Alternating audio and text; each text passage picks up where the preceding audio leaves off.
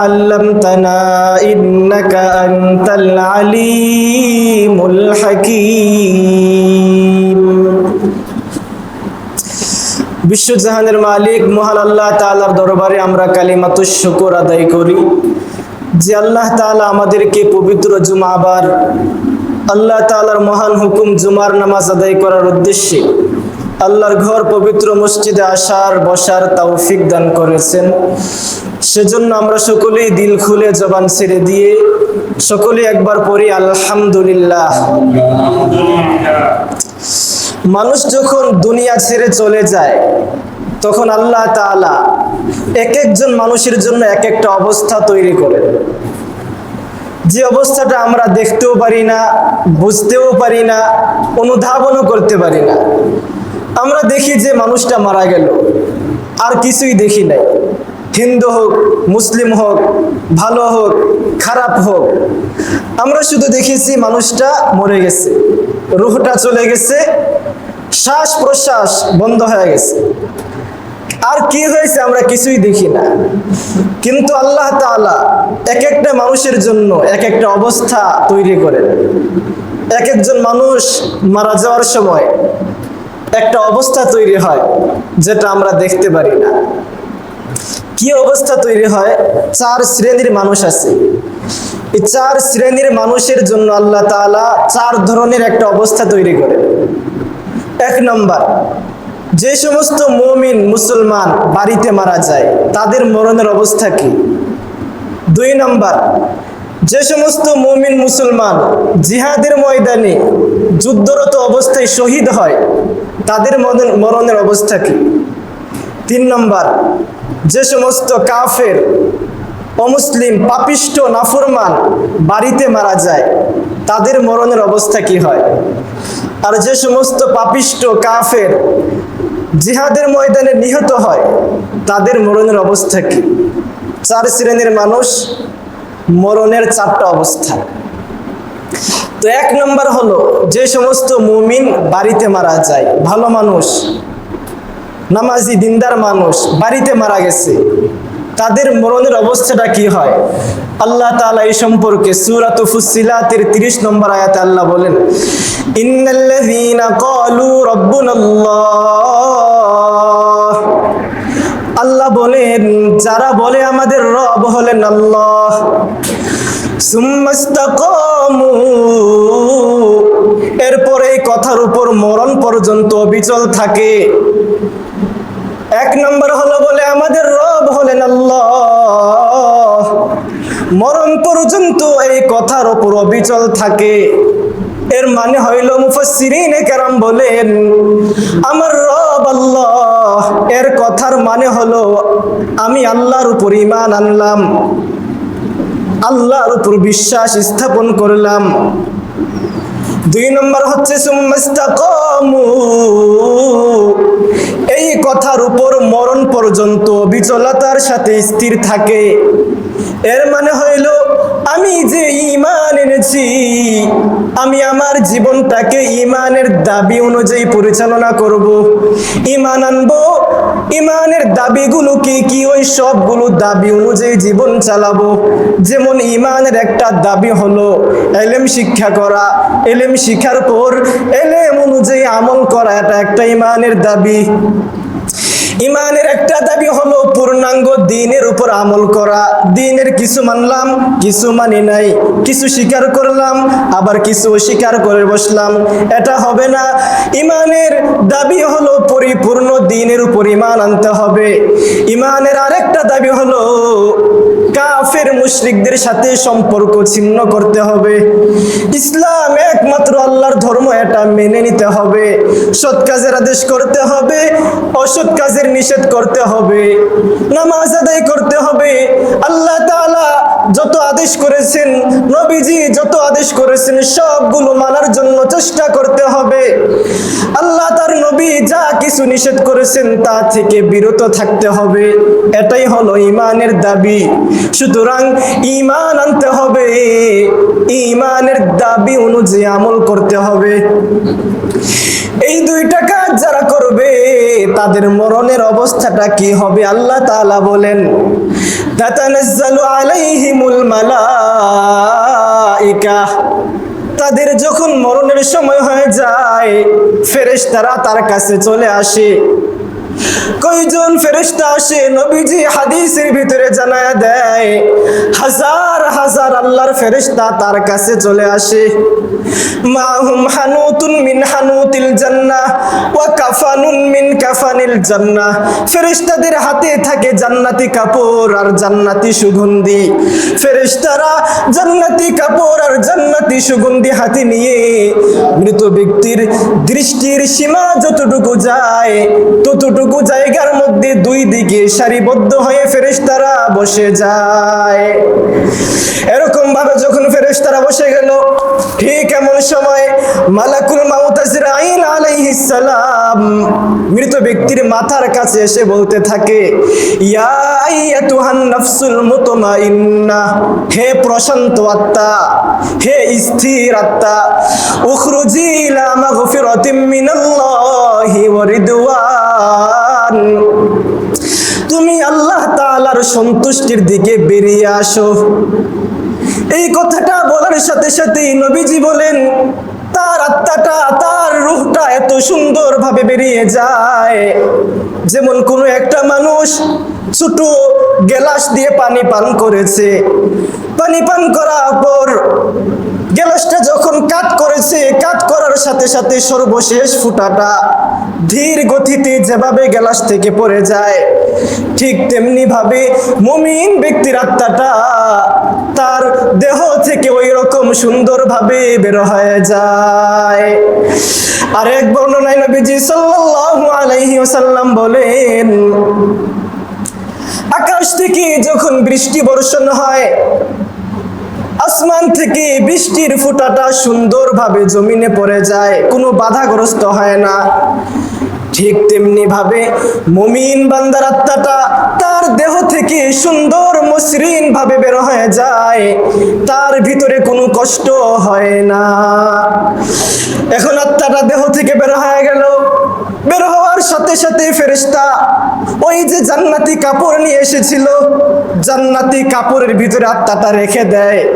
আত্মাটা রাখিয়া এবার আসমানের দিকে রওনা হয়। আসমানে যাওয়ার পথে যত ফেরেশতারা আছে সকল ফেরেশতা বলে, আত্মাটা কার আত্মা? এই আত্মা থেকে সুঘ্রাণ বের হইতেছে। তো এই ফেরেশতা জবাব দেয়, এটা দুনিয়ার অমুকের ছেলে, অমুকের আত্মা। তাকে দুনিয়াতে যেই সব নামে ডাকা হতো, ফেরেশতারা ওই সব নামের মধ্যে সবচেয়ে সুন্দর নাম সহকারে তার পরিচয় দিয়ে দেয়। এভাবে যেতে যেতে যেতে যেতে একবারে প্রথম আসমানে চলে যায়। প্রথম আসমানে যাওয়ার পর সাথে সাথে প্রথম আসমানের ফেরেশতা আকাশের দরজাটাকে খুলে দেয়।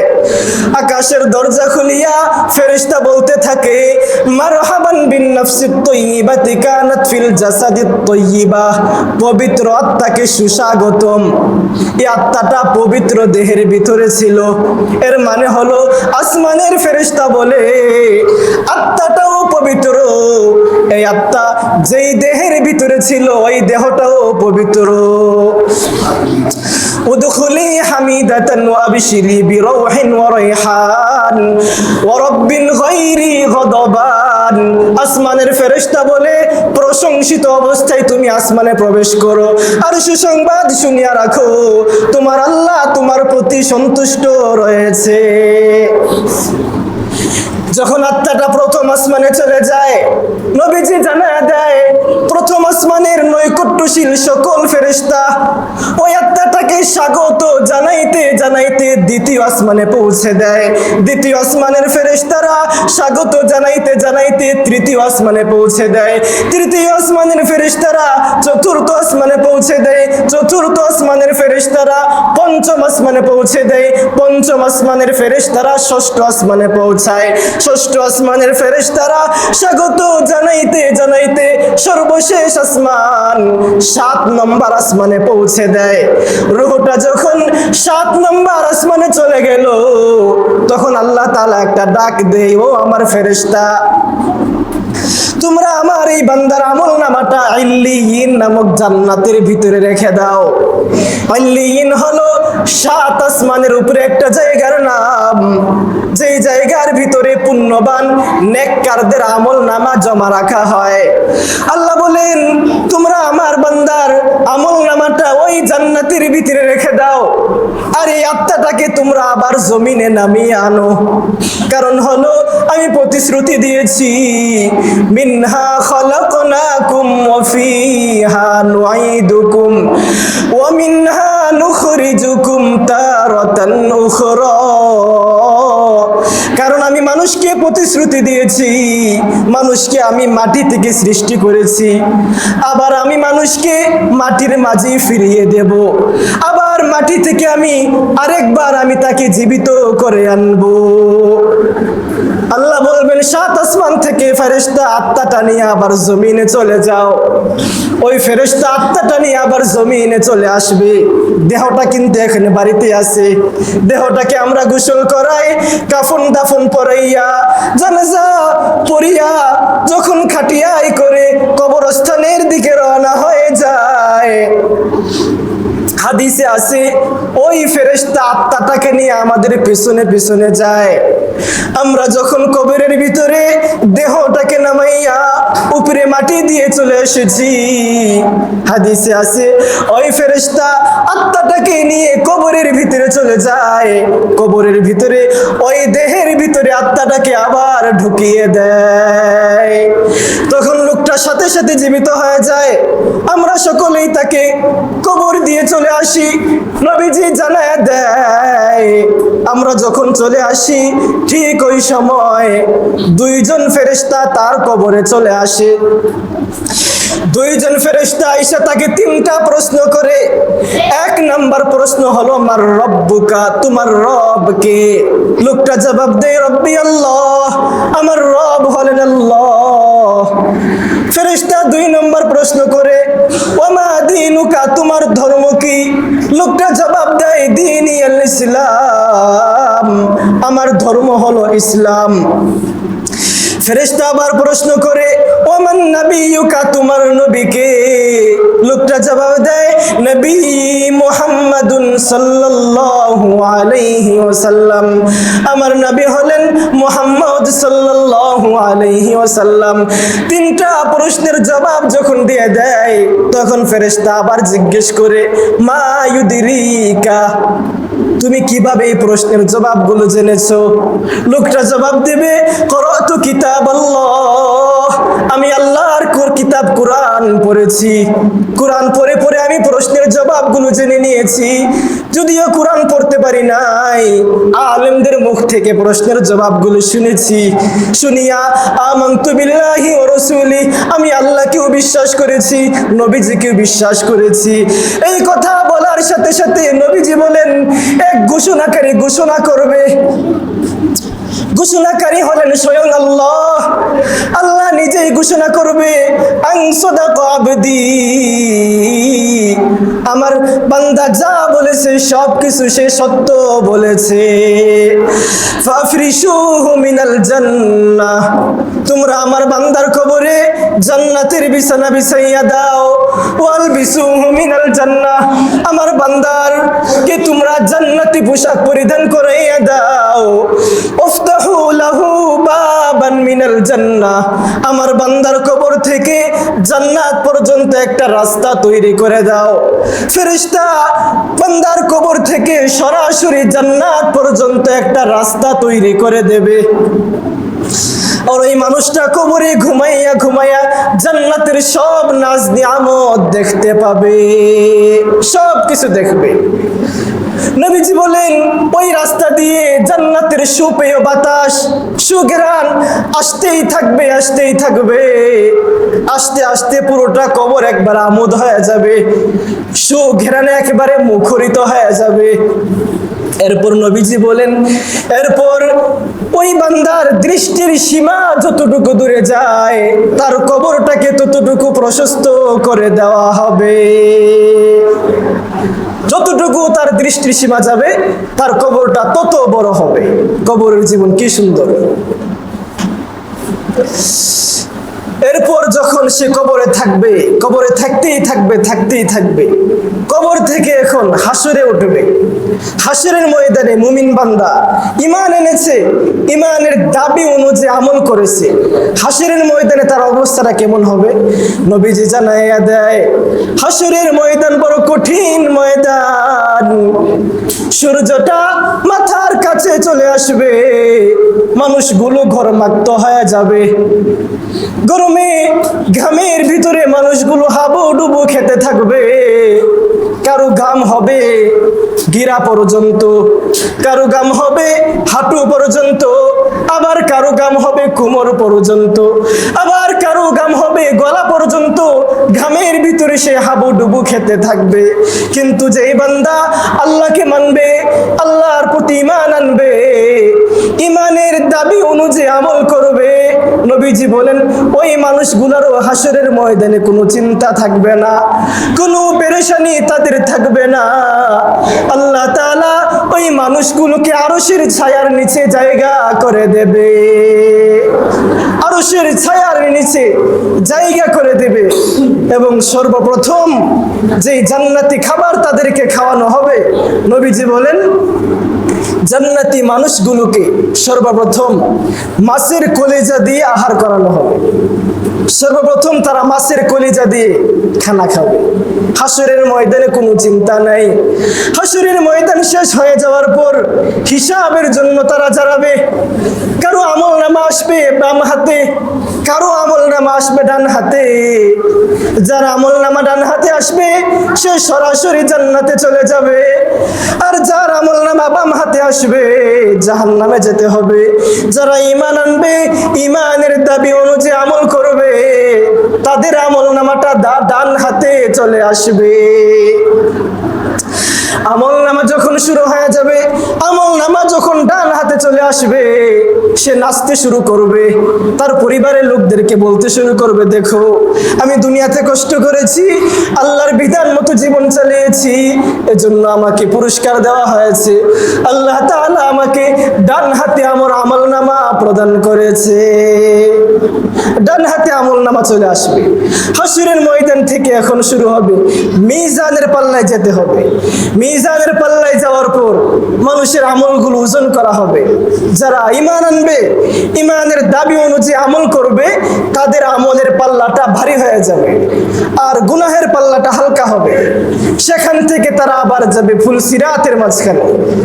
ফুলসিরাতের এখানে যখন যাবে, কালো অন্ধকার রাত্র হবে, এত কঠিন এক পরিস্থিতি হবে।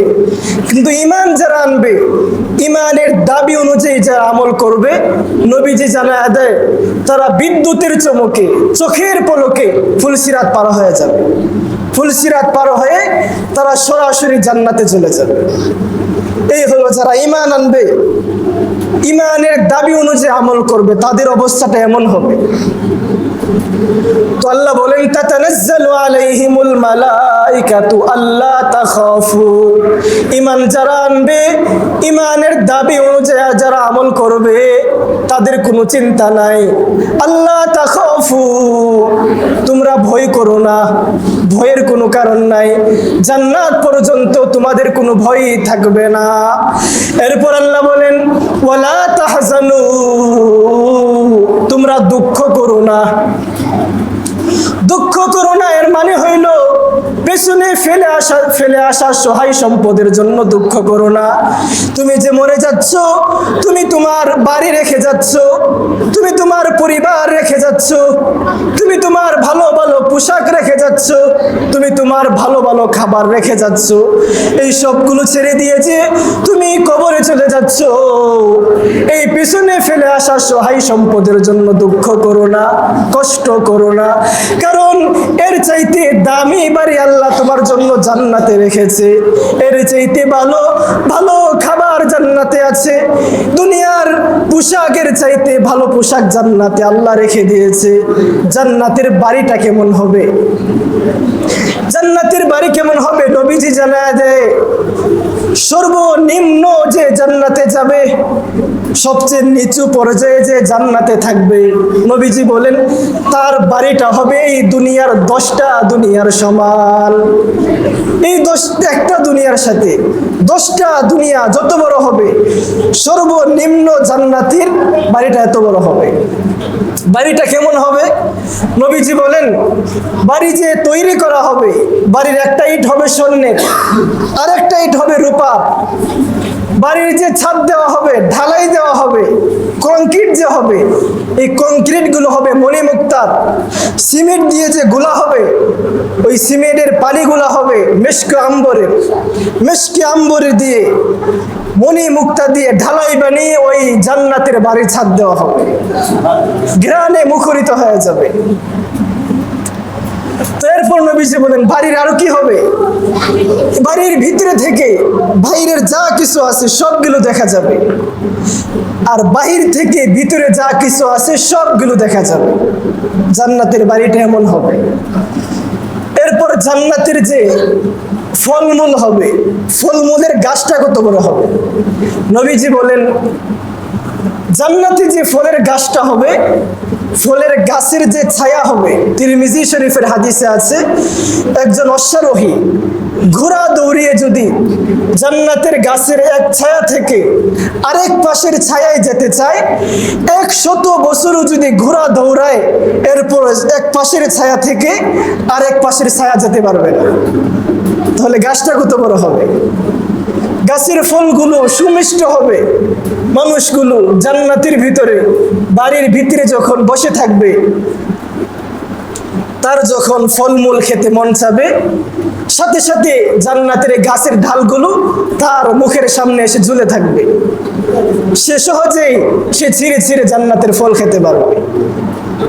জান্নাতের ফলমূল কেমন হবে? জান্নাতে যে আমরা পানি পান করব, পানিটা কেমন হবে? নবীজি বলেন জান্নাতের পানি একটা তো আছে হাউজে কাউসার। হাউজে কাউসারের পানি যদি কেউ জীবনে একবার পান করে, তাহলে তার সারা জীবনে আর কোনোদিন সে পিপাসার্ত হবে না। হাউজে কাউসারের পানি ছাড়াও আর অনেক পানি থাকবে। যেমন এক হাদিসে নবীজি বলেন জান্নাতের ভিতরে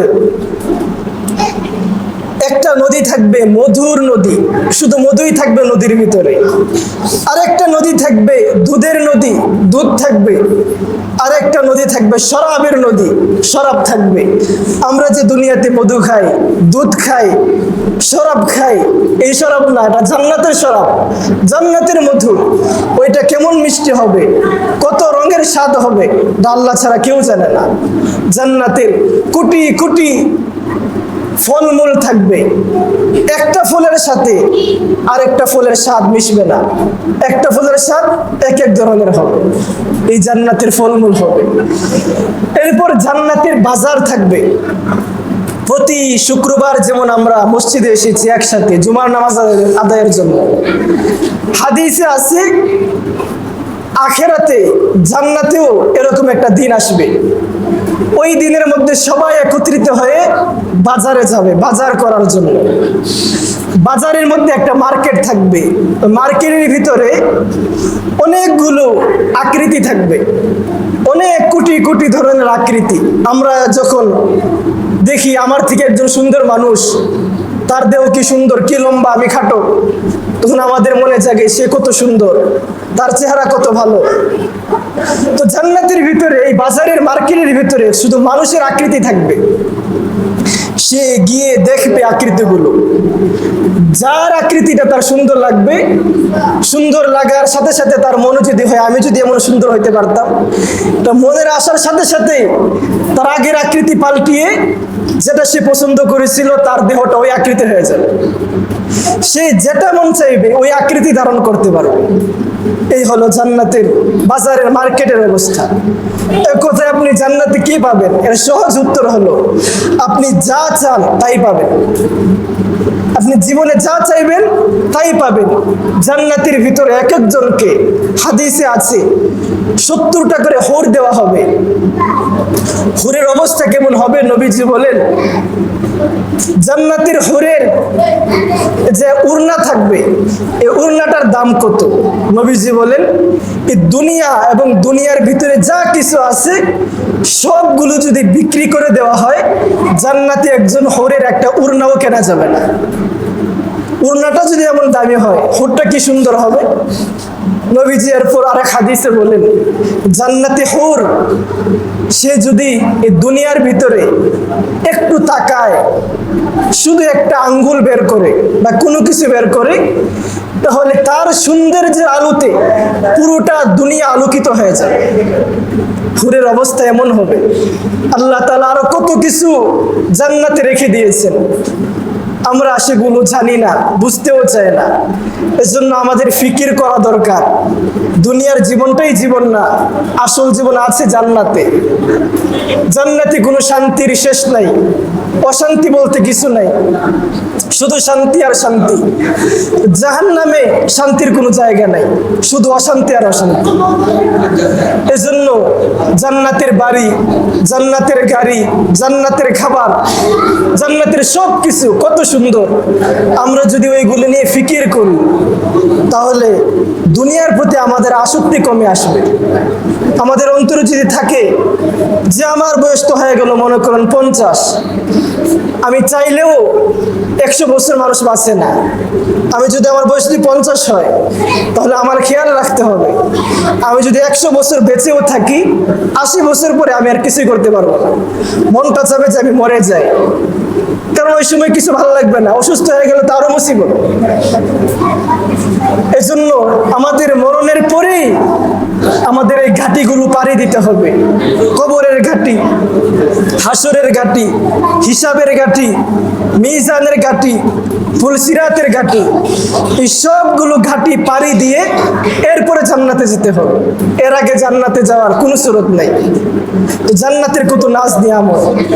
জাহান্নামের কি শাস্তি হবে? জাহান্নামের কোনো শাস্তি অভাব নেই। যে নাফরমান, পাপাচারী, পাপিষ্ট, তার মরণের পর থেকেই তার কিয়ামত শুরু হয়ে যাবে।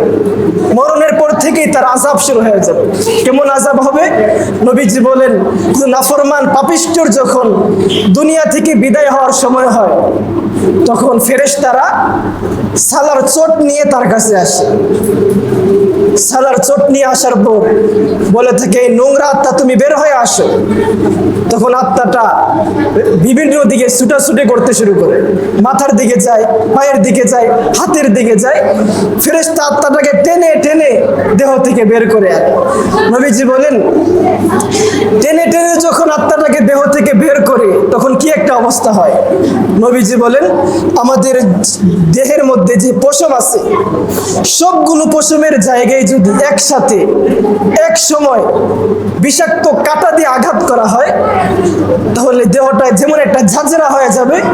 ওই সময় এমন কষ্ট দিয়ে পাপিষ্ট ব্যক্তির আত্মাটা বের করা হয়। আত্মাটা বের হওয়ার সাথে সাথে ফেরেশতা বলে, তাড়াতাড়ি তোমরা এই সালার বস্তার ভিতরে ঢুকাও, কারণ গন্ধ বের হইতেছে। এখন সালার বস্তার ভিতরে ঢুকাইয়া ফেরেশতারা এটা নিয়ে আকাশের দিকে রওনা হয়। আকাশের সামনে গিয়ে বলে, দরজা খুলো। তখন আকাশের ফেরেশতা বলবে যে আমাকে নিষেধ করা হয়েছে দরজা খোলার জন্য।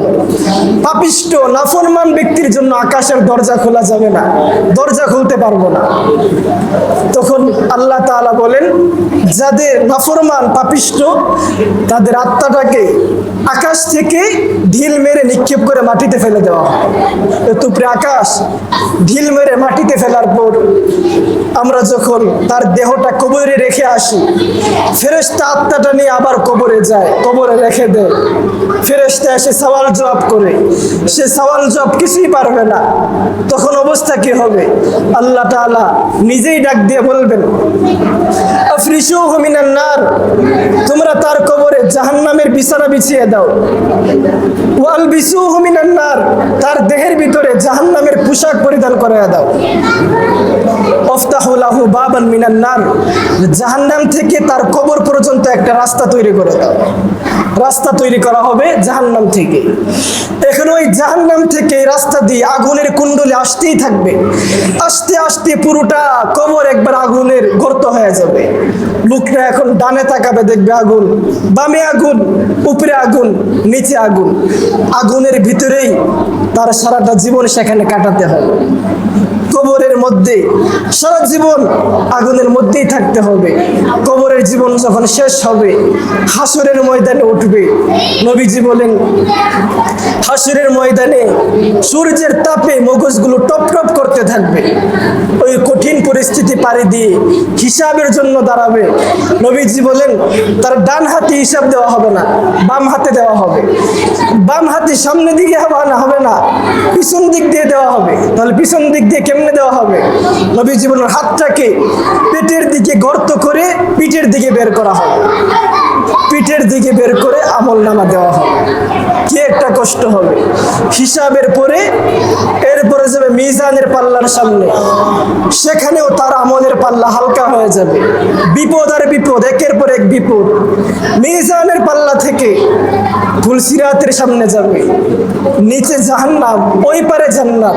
ফুলসিরাতের পুল না পার হয়ে জান্নাতেও যেতে পারবে না। অবস্থা কি হবে? নবীজি বলেন, যখন ফুলসিরাতের পুলের মধ্যে পাটা রাখবে, পাটা রাখার সাথে সাথে এত ধারালো হবে, পুরোটা শরীর কেটে একবার নিচে জাহান্নামে পড়বে, জাহান্নামে যেতে হবে। এই জন্য আমাদের দুনিয়াতে সিদ্ধান্ত নেওয়া দরকার, আমাদের আখিরাতের ঠিকানা কেমন হবে।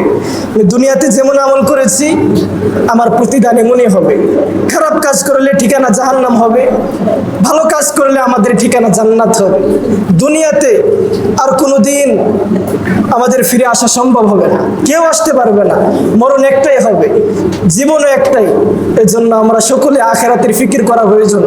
নামাজ, রোজা সবগুলো আমাদের খেয়াল করা দরকার। আমরা যেন আল্লাহ তাআলার সকল বিধিবিধানগুলো পালন করি, সকল বিধিবিধান পালন করে ঈমানকে সহি রেখে আমরা কবরে যেতে পারি। আল্লাহ তাআলা আমাদের সকলকে তৌফিক দান করুন, আমিন। ওয়া আখিরু দাওয়ানা আলহামদুলিল্লাহি রাব্বিল আলামিন।